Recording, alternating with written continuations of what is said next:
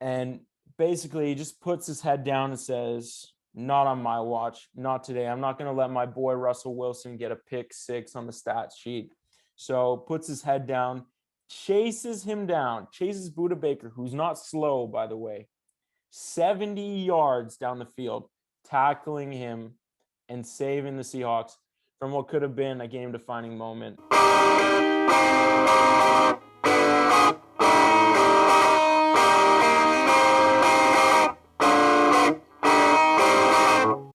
Hey, what's going on, everybody? I'm Jake Wesson, and you're listening to Brews and Brews Reviews, the show with cold drinks and even colder takes. We've got a very special episode planned for you today, but before we get into all that, since it's the first episode, I thought it would be an appropriate time to introduce myself and talk a little bit about what the show is all about.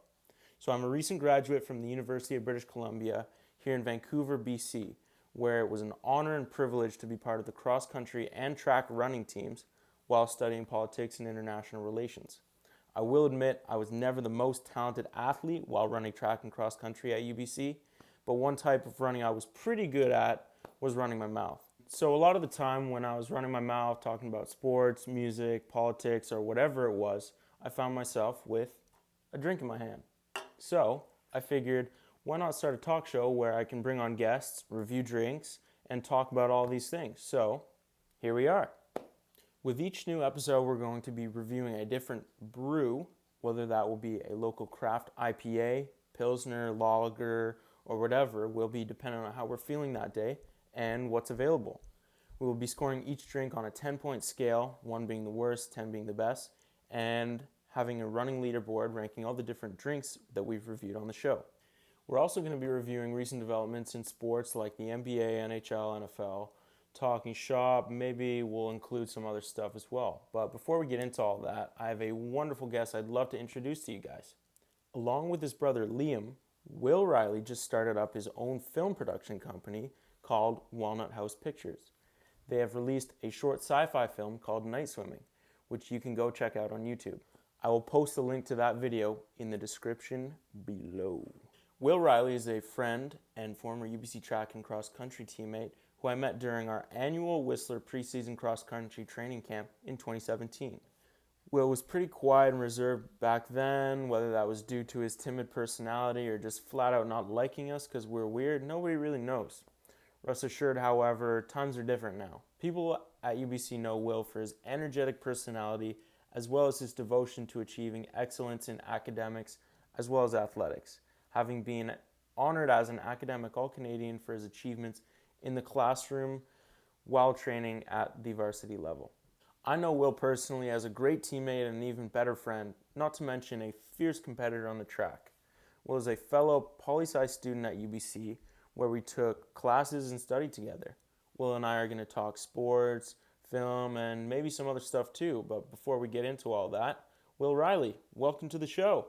Hey, thanks for joining Hey, how's it us. going? Thank you. Thank you for having me. Yeah, no worries. Are you thirsty today? Yeah, I am. I'm excited to try this beer you got me. Oh, This yeah. looks pretty good. All right. So what do we have here today? Granville Island Brewing Sip Easy Lager. So Looks the pretty good. local brand. Mm-hmm. I don't know if you're much of a lager guy.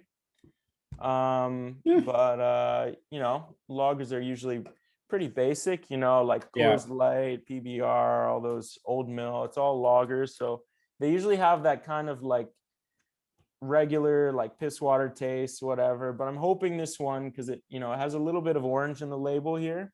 Mm-hmm. Granville Island's also a local company, so I'm hoping it has a little bit more of a summery feel to it. So Yeah. That'd be anyways, nice. let's crack Right. this sucker open. Crack it open. Cheers. All right. Cheers.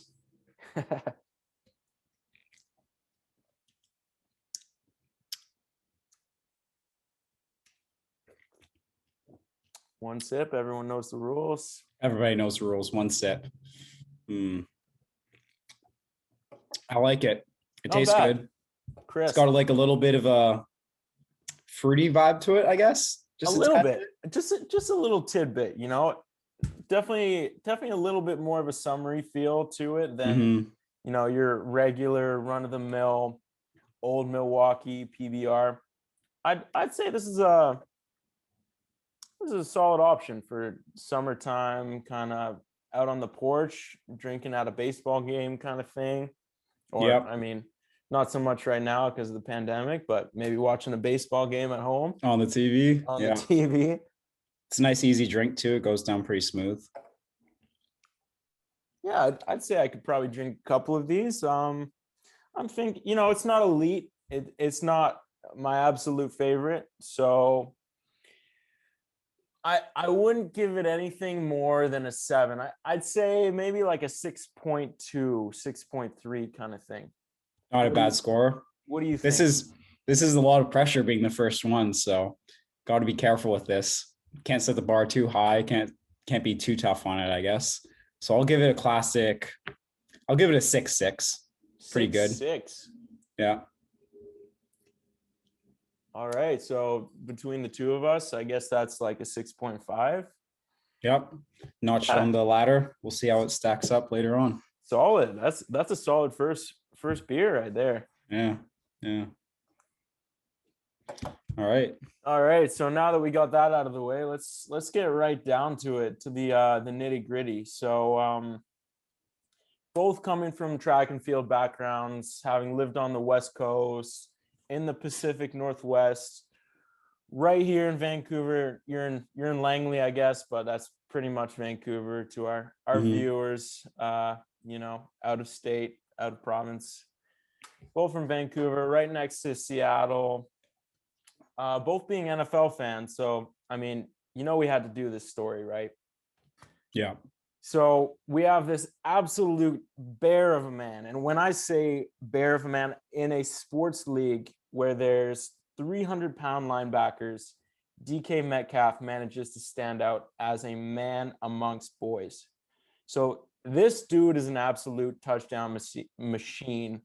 6'3", 230 pounds, big and strong, incredibly hard to defend against. I believe he's a top 5 wide receiver in the game, but I know that's probably going to get some people firing off in the comments. So I won't say anything further. That being said, with all his size and strength, he could probably play like blocker, tight end kind of position, but he's got the leg speed of a wide receiver. So this leg speed is specifically why his name is being brought up today. For those of you who hadn't heard, DK Metcalf, star receiver for the Seattle Seahawks, will be crossing over to the world of track and field this weekend, racing the 100 meters at the USA Track and Field Golden Games in hopes of making the Olympic qualifier. Will, what do you make of this whole football track and field crossover event happening this weekend? It's difficult to say. I mean, I always have these arguments with my brother about specifically NBA players, how he always says, for example, like Russell Westbrook could run like 47-second 400. And I always find it absolutely ridiculous that saying like these guys are like the top tier athletes that the United States has to offer. And their like potential in these events surely is like in the 1%. Right. But to say that they can just hop off the basketball court or hop off the football field and produce a world-class time is ridiculous. So I really think it comes down to whether or not he's been training specifically for a long period of time. If he's put in like a couple of months in a row, like crafting his body so that it's more suited towards the track rather than the football field, I think he has a shot at running fast. That being said, I don't think he's going to make the U.S. Olympic team. Oh, absolutely. I mean, us who are experienced in the world of track and field. I mean, DK Metcalf ran track in high school. I don't know what his times were. I'm sure they were pretty fast, but I mean, I'd be impressed if he could run like a 10.5, 10.6. Yeah. Especially just because of his weight. He's such a big guy, and he's got like these sprinters are not that heavy. Like the top of the line sprinters. What are they, like 180, 170? Yeah, 180 max, 190 maybe if it's like a real big guy like Justin Gatlin or something possibly. Yeah, I mean, so he's got so much power and so much strength, but I mean, he's like 60, 70 pounds on average heavier than these Olympic track athletes. And like he's going. This isn't a Bush League event. This is the USA Track and Field Golden Games. There's professionals here, guys that do this for a living. DK Metcalf is strong and powerful and an all-world athlete, but he's paid to run fast and catch touchdowns. He's not paid to, like, this is pure speed versus gridiron speed. So yeah.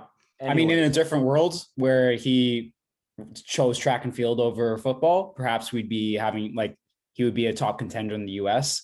But I mean, if you look at the best sprinter right now running is probably Trayvon Bromell, and it's just two completely different body types and levels, I think. So I think he'll probably get his doors blown wide open at the meet on Sunday. Oh, I didn't know Trayvon was running. Yeah, he's back. I saw he ran, I think 9.88 maybe. No way. He ran very fast. He beat Gatlin and Andre DeGrasse at a recent race. So. Canadian kid, right? Bromell's US. I think he went to Baylor.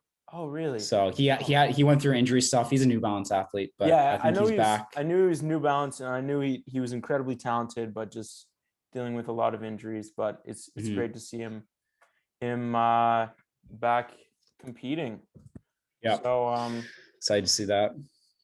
So anyway, how this all came to be, this whole track football crossover. So it all started back in October. For those of us that don't watch the NFL, so the Seahawks were playing the Arizona Cardinals, and DK Metcalf had maybe the play of the year, and his highlight went viral. So basically, Russell Wilson threw a pass that was picked off or intercepted by Budda Baker, who is a safety for the Cardinals, and Baker would have had the whole field to himself. Everyone watching was probably thinking, I thought, it's over.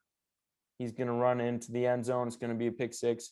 But DK Metcalf, this absolute machine of a human being, had about I want to say 30-yard gap that he had to close on this guy. Don't quote me on that, but it might have been 30 yards. And basically he just puts his head down and says, not on my watch, not today. I'm not going to let my boy Russell Wilson get a pick six on the stat sheet. So puts his head down, chases Budda Baker, who's not slow, by the way, 70 yards down the field, tackling him and saving the Seahawks from what could have been a game-defining moment. So for those of you that haven't seen the highlight, I would definitely search it up on YouTube right away, because it's absolutely breathtaking.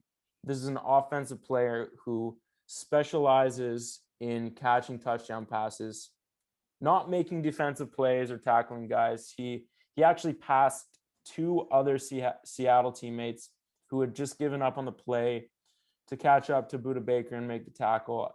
I think he reaches a top speed of something like 22 miles per hour. Yeah, I think I read that. It shows that he has the top end speed necessary to be a world-class sprinter, but to translate that onto the track again, to translate that, different thing. Yeah. So there's the question of, like, can he start from blocks? Like, what's his block start going to look like? What's his drive phase going to look like? These are all questions that have yet to be answered. Yeah, it's 100 meters is a technical event. It's not like it's pure muscle. And maybe in high school, I mean, I assume he was probably training for it a little bit in high school, but I mean, the runners he's running against presumably have been training for 8+ years.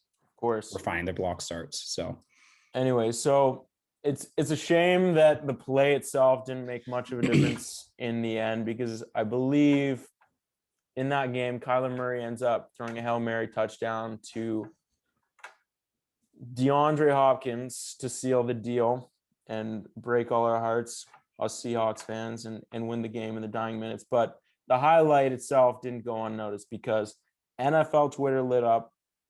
The play went viral to the point where not just NFL Twitter, track accounts started reposting it flow track and USA Track and Field included in it, and it started the conversations.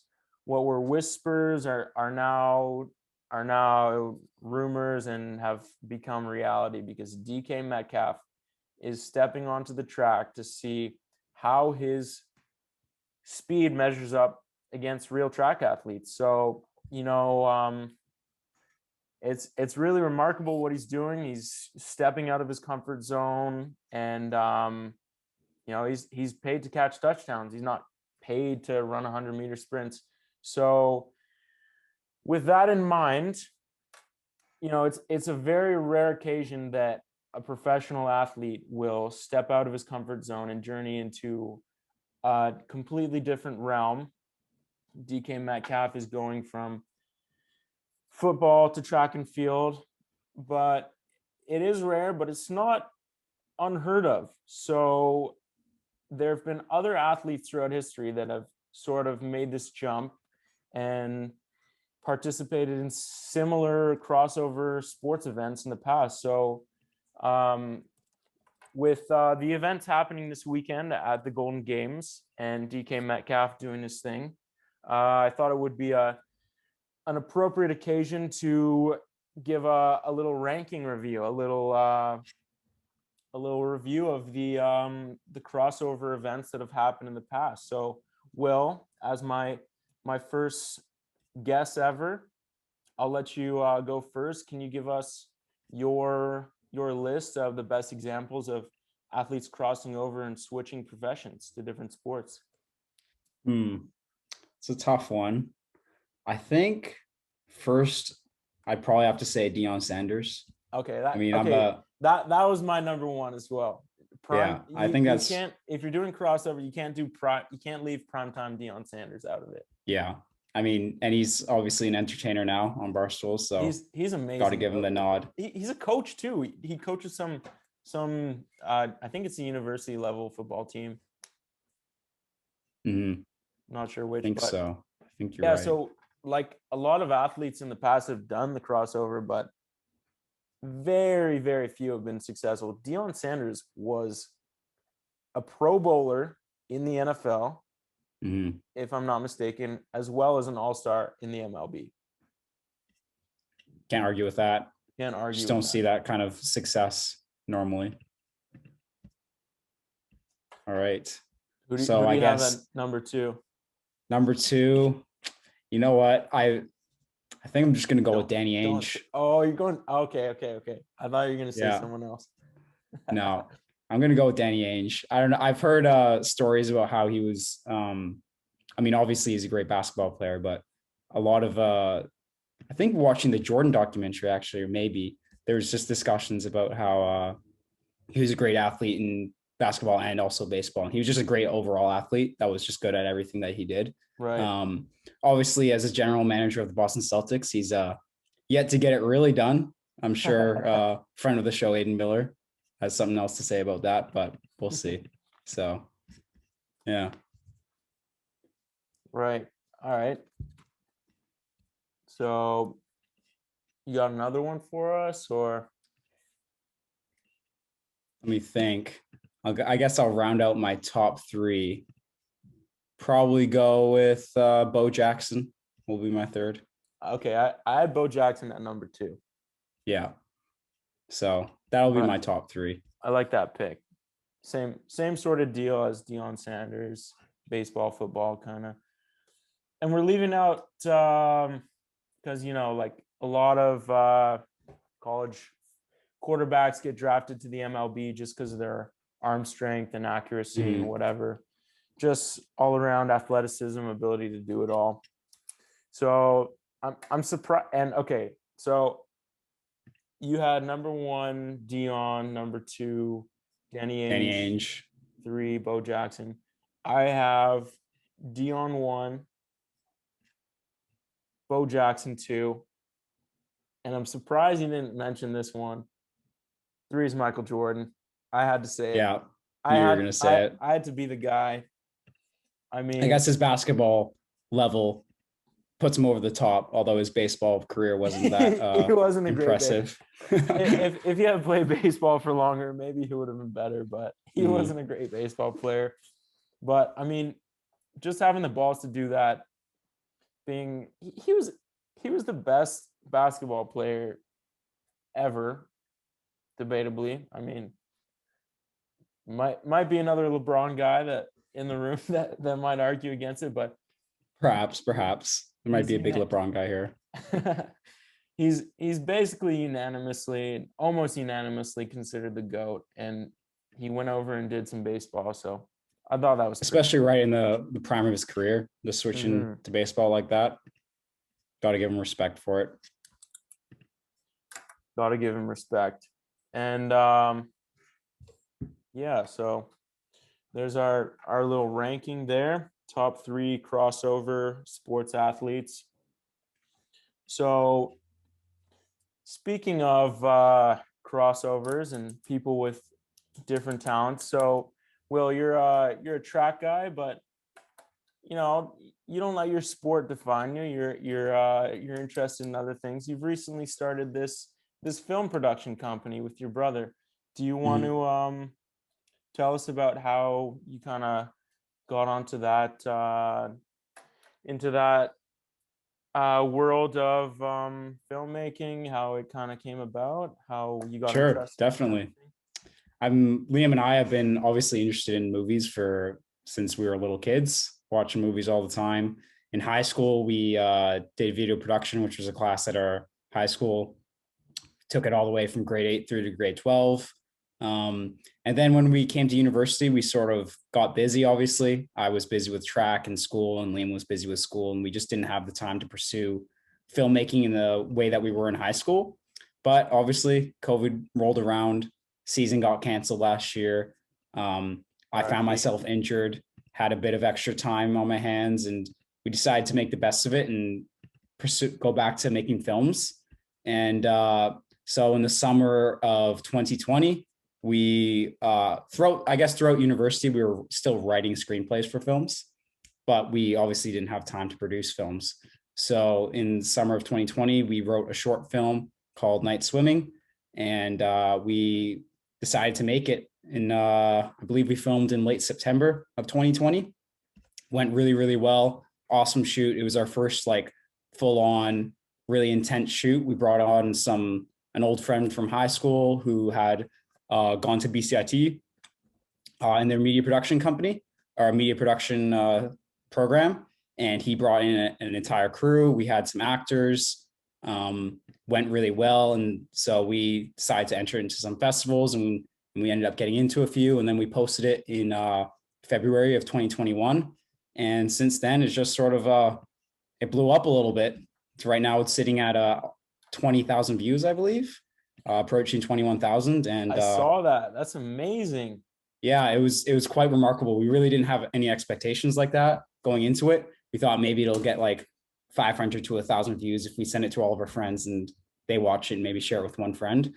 But looking at the analytics, it just sort of got picked up by YouTube's algorithm and just was being recommended to, I guess, people who are interested in sci-fi short films on YouTube. Cool. So went a little bit, not viral, but way surpassed what we thought was even possible. And so it was awesome. And now we're continuing to write feature films. Liam and I have 3 or 4 feature films almost fully written or in the works. And we're also producing our next short film that's coming out this summer called A Hell in the Night. So amazing. Yeah. And I did watch Nightswimming. It's very cool. For those of you that haven't seen it, I will be posting the link in the description of this video. Definitely go check it out. It's very, very cool.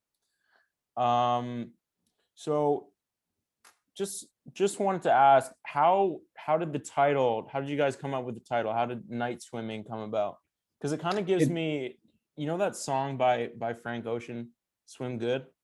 It's a good song anyways. I'll have to listen to it. Reminded me of that, but it's funny, the title. Actually, we have a bit of an argument about who came up with it first, but we were driving to a location just to do a shoot, or like a scout basically, and on shuffle Nightswimming by REM came on, And as I remember it, I'm like, like a light bulb came in my head. It's like, dang, like that's the idea. Night Swimming is the song. Okay. Or is like the title of the movie is what I thought. Liam says it was him who came up with that idea. We'll bicker with that until the day we die, I guess. I'll have to have him on to for a little rebuttal. Yeah, he can say his side of the story, but yeah, Night Swimming, song by REM, deals in similar-ish themes, and I don't know, I just like the idea of night swimming, of just going out and doing like going swimming in the night with your friends or something like that. And it's sort of like a freeing thing. And that's sort of what this movie is these two people who find each other, who are probably are lonely people, and they find each other, and they basically they need each other as friends. And that's what the movie's all about, really. So that's where the title came from. Cool. So we know it's about alien stuff. Mhm. Why did you choose alien abduction as the sort of theme of your first project? Um, Liam came up with the concept. I think we had watched a couple films, um, Close Encounters of the Third Kind, Mysterious Skin. So that was, and we knew we wanted it to be a genre piece. We didn't want it to like fall into the usual tropes of someone's first short film being like a non-genre specific drama that ends up just being sort of boring. Um, and we knew we could work with a VFX artist. The one we worked with, his name is Isaiah Walker. He went to our high school. He's a couple of years older than us, but he's worked on a couple of really big movies, some Marvel movies. So he's a really talented VFX artist. So we knew we could play into the alien abduction genre and get that final shot that we wanted with the like flying saucer and then being like levitated up. We knew we could get that shot because we had such a great VFX artist. Cool. And so that's basically where the idea came from. Is Liam's came up with the concept, and we had those movies floating around in our head, and we wanted it to be a genre movie. We didn't want it to just be a flat drama. Right. Okay. So the main thing of the movie is these two guys that are they're kind of lonely, and they're off on their own doing their own thing. So it's the main thing is meeting each other, but because of the alien abduction kind of thing, you were able to sort of put it in the sci-fi sort of genre, right? Yeah, exactly. And the whole conceit of the film is that what these two are searching for, what they think they're searching for, is aliens, and what they're really searching for is a connection. And we specifically see that in Clark's character. He suggests at about the midway point that, oh, like maybe they should just get out of there, because he's sort of realizing like he's found what he already found what he came for. But obviously the other character tells him to stay. But that's basically what they're looking for, and the theme is loneliness and finding a human connection. And which is very applicable to the pandemic, as we yeah, haven't it been able was to. obviously it was written in the summer of the pandemic. I think that was probably on our minds, I guess. And it's like it's a theme that I think will probably run through a few of our things that we do. I think it's a universal theme, and especially it's timely right now. Absolutely. So Absolutely. Very cool. yeah. So, all right. So this being a sports talk show, having played baseball myself, not a big deal or anything, but I was kind of a stud back in Little League. I have my All-Stars hat somewhere, but not once again, not a big deal. But I couldn't help but notice Scott's character in the film has a baseball mitt attached to his bag. Yep, he does. That was my idea. I'll take responsibility for that. We wanted to make sure that the characters felt alive and felt true to the era that we were trying to go for. So that like late 1950s, early 1960s, middle America. And I mean, we'd imagine guys that age they'd be into baseball, and they'd be wearing the clothes that they were wearing, and they'd have a ham radio. And so the props and the costume design was really important in trying to sell the timepiece, I guess, of Absolutely. the film. And you know what? I something I did notice, I was around there I was around there snooping, like looking for errors in continuity, yeah, like internet Oh trolls no. go. And I was looking, and so the film is set in 1968, Hmm. and the baseball glove that you guys used as a prop in the film is made by Rawlings. So Rawlings, I looked it up, as a company, was invented in 1887. So he very well could have had a Rawlings glove at the time. So you guys were there weren't any errors in continuity there. I couldn't Yeah, catch you. the glove was actually Cole, the guy who played that character. That was actually his grandfather's glove. So it was, Okay. yeah, it was legit. It was like, I think, made in the 1920s or something. But Amazing. Very yeah, cool. so that was pretty cool Easter egg you caught there. Very Nice. cool. Yeah, so I was gonna ask if it that was actually my next question. Like, did you guys go out and buy the mitt, like go to Sport Check or something specifically for it? But someone just had it anyways. Yeah, that's a lot of the props we sort of scrounged together. Like either different members of the crew had it, or some cast members, obviously. Most of the production costs were renting the equipment, the production equipment. So it was overall not a super expensive endeavor, uh, but filmmaking is obviously something that costs money, unfortunately. But Yeah. that's how it goes. What sort of cost? Like just paying the actors or renting the equipment or Actors work for free, so that was very gracious of them. oh, Yeah, I that's was just renting equipment, so camera equipment, lighting equipment, lenses, that sort of stuff is that can pile up pretty quickly. So I think the overall budget ended up being somewhere close to $1,000. Um, we have two other equal partners in Walnut House Pictures, Tommy Gillis and Brett Anderson. So we have equal ownership, I guess, of Walnut House Pictures. So we share that production cost very amongst cool. ourselves. Mhm. And 20,000 views with another video coming out soon. Like I'd say that $1,000 was probably maybe the best $1,000 you guys spent Yeah, in a long time. it was a bit of a shot in the dark. Like it was a bit of like is this going to be worth it? And obviously Liam and I hadn't directed something in so long. So it's a bit of like a test to see if like this is something that we think we're good at. And we surprised ourselves with how well it came out. So we're really excited to keep making stuff. Last night, actually, we filmed a little mini short. It's gonna be coming out to Walnut House Pictures pretty soon. It's a two guys sitting in a hot tub having a conversation. I think I So it's saw a the bit, Instagram post. yeah, it's a bit of like a, yeah, you can see a sneak peek on the Walnut House Pictures on our story.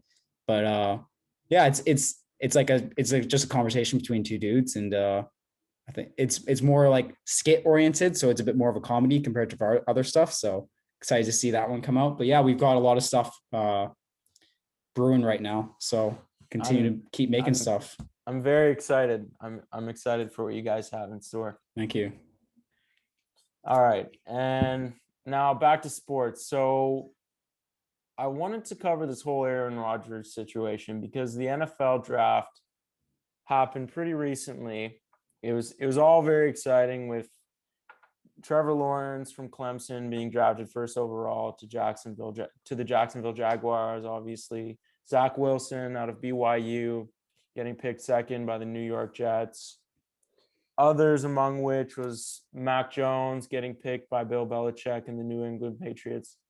But what was the most interesting news to come out of the draft weekend surprisingly had nothing to do with the NFL draft, because arguably the best quarterback in the NFL has he on draft weekend he released a statement that he was very disgruntled with his organization and he wanted out after 16 years playing with the Green Bay Packers. Aaron Rodgers has become unhappy with the situation where he's at and he wants out. And there's a lot of different things you can take from this. But one thing I noticed is that he's not the first quarterback to have done this recently. I think the first one was probably about just over a year ago, Tom Brady finished his season with the New England Patriots about, I'd say, 2 summers ago, and he wanted out. He left and obviously joined the Tampa Bay Buccaneers, and they were extremely successful. Nobody thought they would make it as far as they did. They weren't a playoff team before, and he took them all the way to the big dance and won the Super Bowl for them against the juggernaut Kansas City Chiefs, led by Patrick Mahomes, Tyreek Hill, Travis Kelce.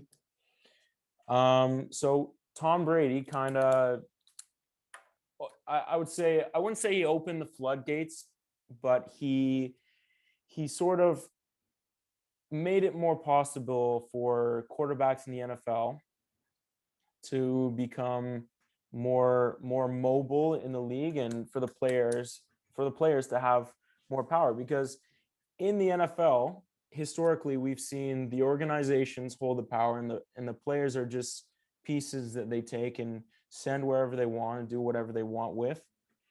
As we saw from whole Colin Kaepernick situation, whatever you want to take from that. But recent examples have been Deshaun Watson, who tried to force his way out of Houston, which was a losing organization, and they basically gave away their star wide receiver DeAndre Hopkins for almost nothing. I don't know what was with that, but pretty much no one wants to play for the Houston Texans right now. JJ Watt, their longtime defensive leader, like superstar, one of the best players in the NFL, just recently left. So Deshaun Watson wanted out. There's a lot more drama going on with that. So we don't know how that's going to turn out. He's still with Houston. It remains to be seen where he's going to go this next season. Russell Wilson from just next door, the Seattle Seahawks, expressed discontent with Seahawks front office recently. They've had a great couple of seasons. They usually make the playoffs, but they're always kind of like an early exit. They always, Russell Wilson is considered among the top 3 NFL quarterbacks, and they've got a couple good pieces. DK Metcalf obviously included. Tyler Lockett is their other great receiver. So Russell Wilson was, this whole offseason, there's been tons of drama talking about how he's been wanting to go to another team and whatever. And then more recently, Aaron Rodgers, obviously. So, I wanted to talk about how it's like this recent thing that football quarterbacks in the NFL have been sort of acting like NBA superstars.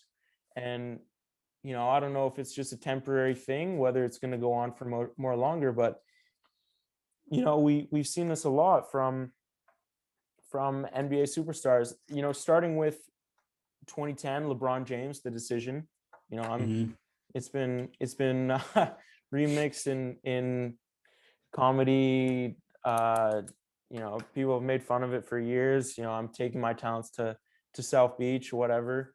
And because before that, it was like Kobe, Tim Duncan, Jordan all played for one franchise their entire career, loyal to one franchise, didn't want to play for anyone else. Just like the mentality is like toughen up, play with the team you've got, and if it doesn't work, try harder, make it work.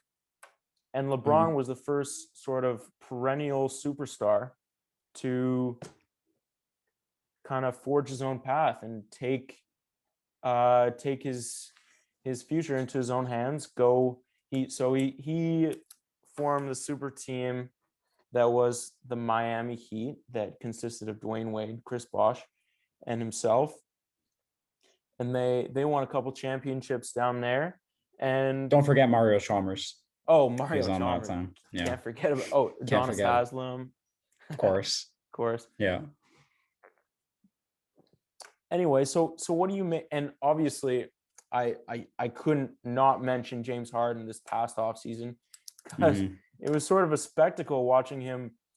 So he played for the Houston Rockets, and they've been in the playoffs a couple years. They made a couple conference championships, but they never managed to make it all the way to the big dance. Never made a finals. So he basically forced himself out of Houston. He didn't show up to training camp. He was partying in I believe it was Miami or something. Miami, Atlanta. Atlanta. Just partying it up with some rappers. Yeah. he was photographed partying with Lil Baby during his birthday when he was supposed to be at training camp. Yeah. And then he arrived during the season. He was chonky, to say the least. Everyone thought he was wearing a fat suit, which was insane. This guy, who's one of the best players in the league, has put on so much weight. I still don't understand how he did it. Maybe he's a shapeshifter or something, because as soon as he was moved to Brooklyn, he started putting up monster caliber numbers and just ripping the league apart. He was leading the league in assists at one point. He was in the MVP race. Brooklyn's doing phenomenal. They're top of the leaderboards in the East Conference. I'm not sure if they're number one right now, but they were. I think they might still be. Might still be. They've got to be considered one of the contenders this year. So absolutely, largely due to the pickups that they've made. Well, they're the new LeBron Miami. Yeah, it's a little ridiculous. And I think that's where the star-driven, forcing your way out of teams, I think the NBA has gone a bit overboard. I think the NFL could benefit from putting more power in the hands of the players, especially in a league that not a lot of guaranteed money for players, and the level of injuries and catastrophic events that can happen to a player in the NFL is really, really bad, and job security is an issue. So I think there can be strides made for NFL players to get guaranteed money and have a little bit more power in where they play and their environment around them. But the NBA, I think, has gone a bit overboard with the star power and the prima donna level of some players in the league. It's ridiculous. It's honestly getting ridiculous at this point. I think it was back in 2009 when Chris Paul tried to go to the Lakers and join forces with Kobe Bryant. Mm-hmm. And the commissioner at the time, what's his face? Adam Silver.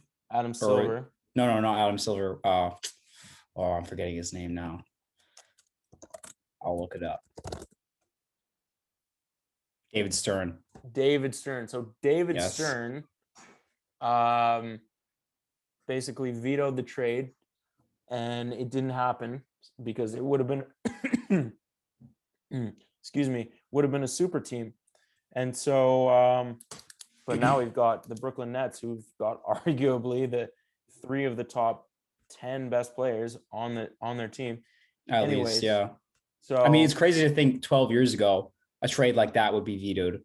And now you look at teams that trade, no one would even bat their eyes at something like that. Oh no. Chris Paul is arguably one of the greatest point guards of all time, and obviously Kobe's an all-time great. But the teams as they are constructed now is just absolutely ridiculous. And I just think it's not as good for the fans when you have players just moving around constantly. Obviously, I'm not a big LeBron hater, but I'm a LeBron fan, I'd say. But I think it's gone overboard. You see Kevin Durant join the Warriors. That was soft, really soft. And obviously the Brooklyn Nets now is just ridiculous. So yeah, well, there's something to be said about the value of the championships won. If Kevin Durant wins a championship this year, I might just stop watching the NBA altogether. Yeah, it just hard to watch. That was what was so exciting about the Raptors, seeing a team like that.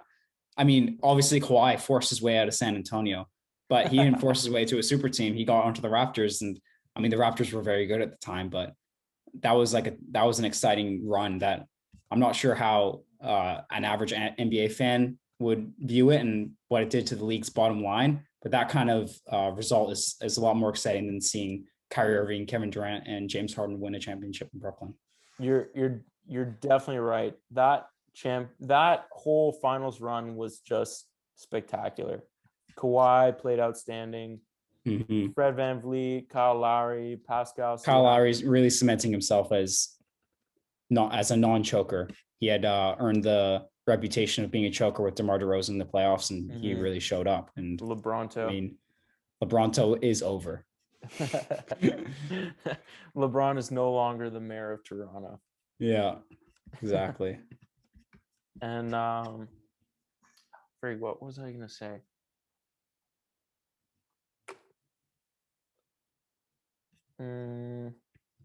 Oh yeah. Well, the media talks a lot about, stat padding and Russell Westbrook.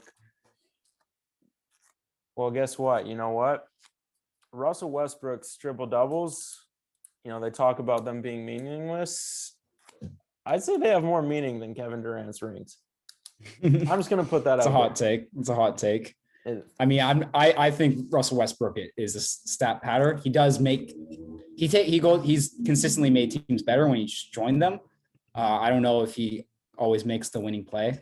It was interesting seeing the Oscar Robertson comments defending Russell Westbrook. Obviously, Oscar Robertson was in a similar position when he was playing, and I'm a big Oscar Robertson guy. I think he's super underrated and possibly a top 5 player of all time. The thing is, though, back when Oscar Robertson played, they put up so many more shots, so it was a lot easier to get triple doubles. That's for sure. The rebounding, they just put out way more shots, so obviously rebounding was different. But I just think you're looking at the stats. I think Oscar Robertson is definitely underrated, and I think Westbrook might have entered the underrated zone because of just the amount of hate that he gets. But for a certain time there, especially when he won the MVP, he was overrated, I think. And the stat padding obviously hasn't led to a championship, but it's hard to win a championship when you have your best player leave your team and join the previous champions to go win a title. So that came back from being down 3-1 on them on your team and proceeded to mop the floor with them and then win the champ and then lose 3-1. They did lose when they were up 3-1. So but that was exciting in itself. But I mean, Kevin Durant is a snake for doing that. That sucks. And the Michael Rappaport DMs are absolutely hilarious. I mean, Michael Rappaport is a bit of a clown, but he's such a clown. I can't believe Kevin Durant is DMing him basically threats, telling him to meet him. He's threatening Michael Rappaport's life on direct message. But I mean, I think it was wrong for Rappaport to screenshot those and post them. That's your personal business. Yeah, I mean, Michael Rappaport is obviously insane, but I'm a fan solely because he was in a Spike Lee movie called Bamboozled, and he was just awesome in it.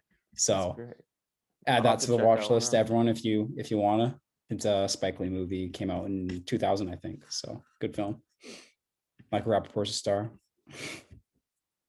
Yeah, I actually recently watched a Spike Lee film. I hadn't seen many before, but I watched.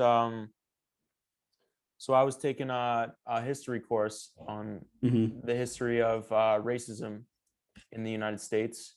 It's like a seminar course, and I ended up watching a Spike Lee film called Black Klansman with Star Wars guy. What's his name? Adam Driver. Adam Driver. Love him. He was amazing in it. Adam Driver's awesome. Great movie. I really liked it. I would highly recommend it. Yeah, it was a good film. Did really well. If you enjoyed that film, then obviously Do the Right Thing, another Spike Lee movie, is an all-time classic. Great film, and it deals with race in America as well as Bamboozled deals with race in America. So Spike Lee, definitely one of the all-time directors. So yeah. So going back to Russell Westbrook, people love to hate on this guy. The media loves to bash him, call him a stat patter or whatever. The fact is, the Washington Wizards are 10 times more watchable this year than they were last year. Oh yeah, big time. You Big can't time. argue with that. Russell Westbrook is putting up incredible numbers. Call it stat padding, call it what you want. The Washington Wizards are winning games. And And they're gonna make the play-in tournament. So you know they're what? Watch out for Russell Westbrook and Bradley Beal in the play-in tournament, because you know Russell Westbrook's going to be moving at 170 miles per hour. He's going to be dunking on people and growling and talking to the opposing team bench. I am incredibly excited to watch him and Bradley Beal just go to work in this play-in tournament.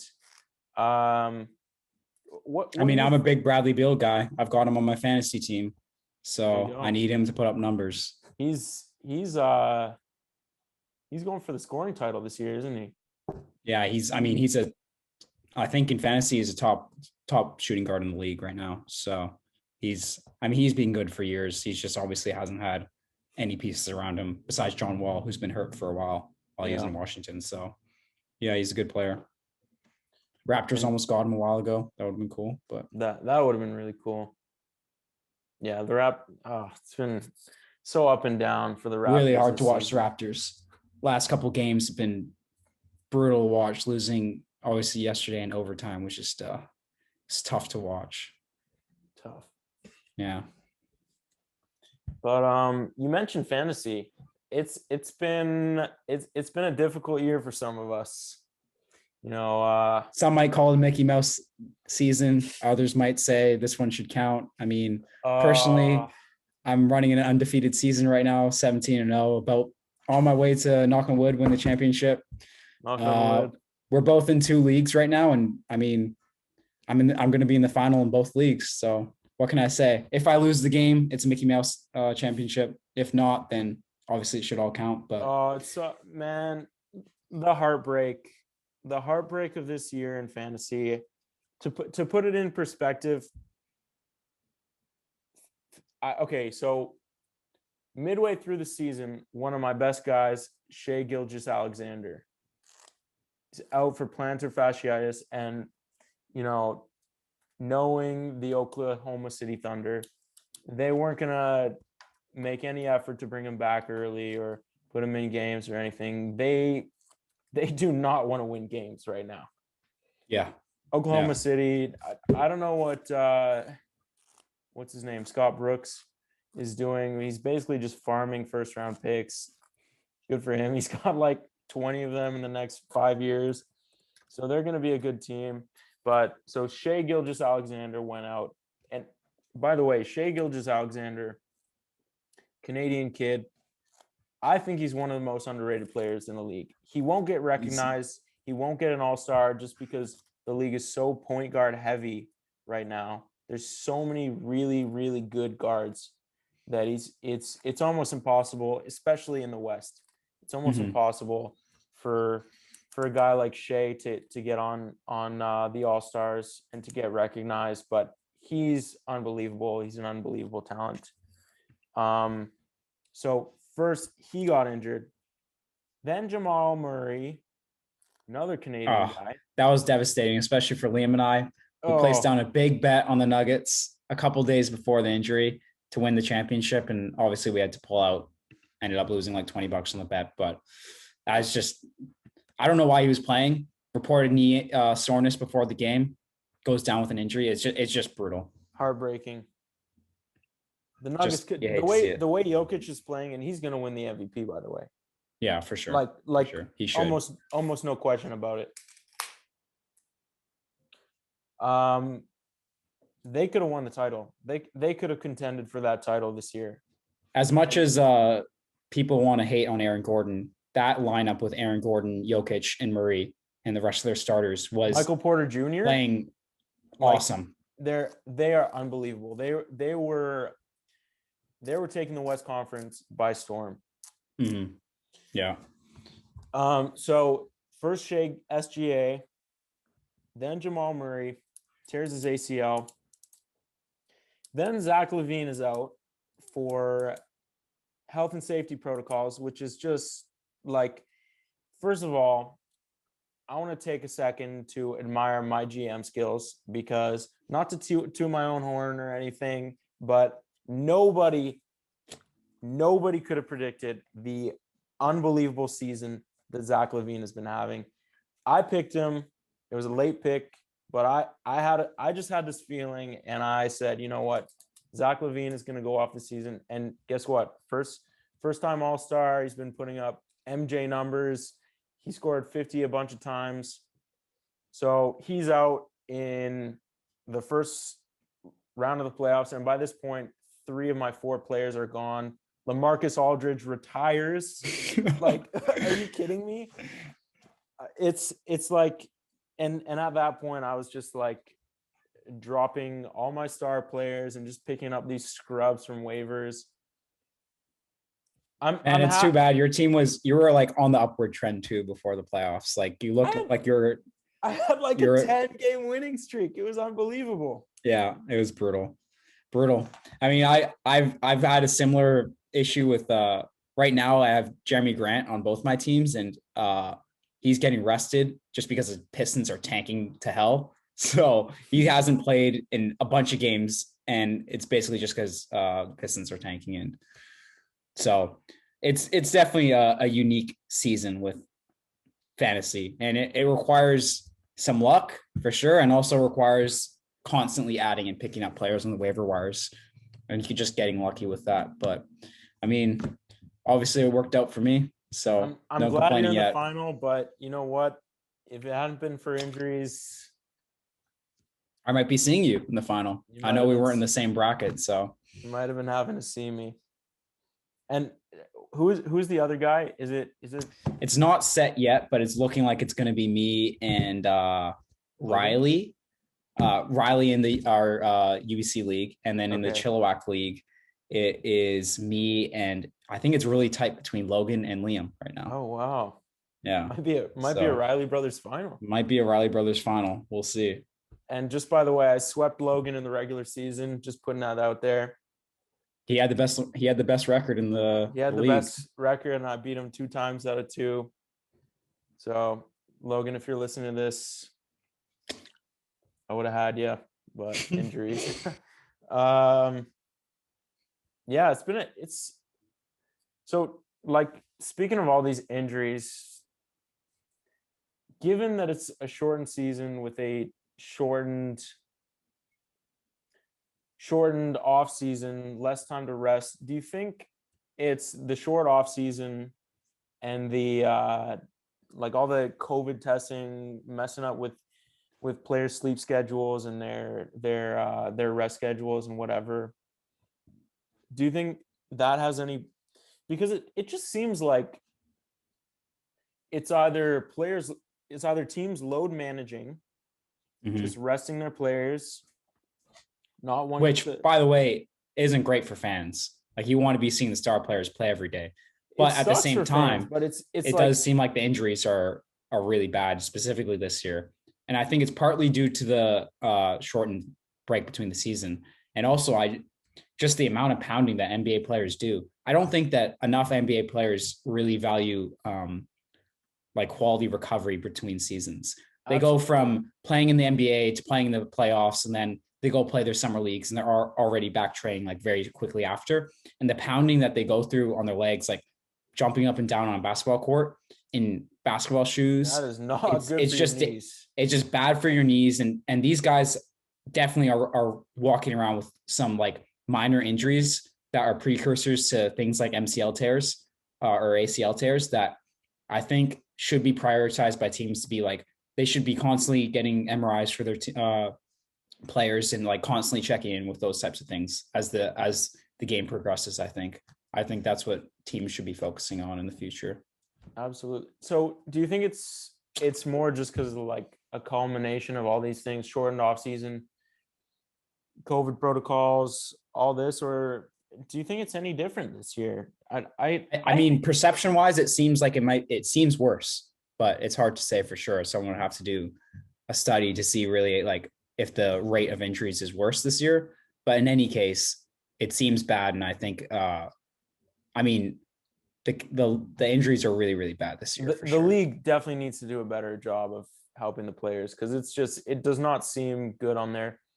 First of all these changes to their routines and their recovery processes, Mhm. and like mental health is a big thing, and it's affecting their physical health, their recovery routines, and all this stuff. It's just it seems like the players are dealing with a lot right now, Mhm.